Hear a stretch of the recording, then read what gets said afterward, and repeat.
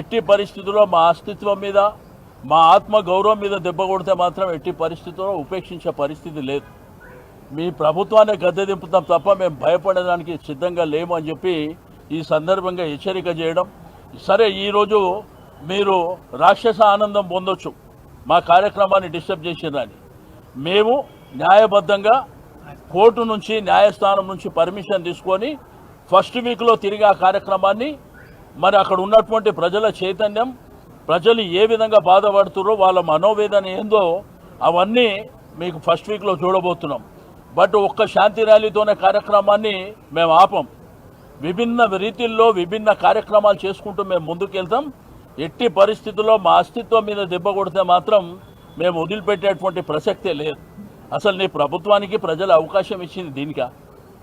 ఈరోజు మల్కాజిగిరి ప్రాంతం కానీ, సైబరాబాద్ కానీ, హైదరాబాద్ కానీ, శంషాబాద్ కానీ నువ్వేమైనా డెవలప్ చేసినావా?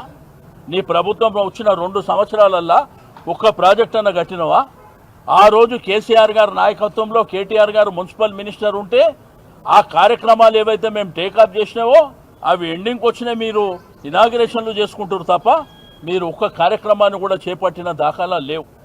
ఏం చేస్తున్నారు మీ ప్రజాపాలన అంటే? ఏం డెవలప్మెంట్ చేసిరు హైదరాబాద్ సిటీలో, సికింద్రాబాద్ ప్రాంతంలో ఏం అభివృద్ధి చేసిర్రు?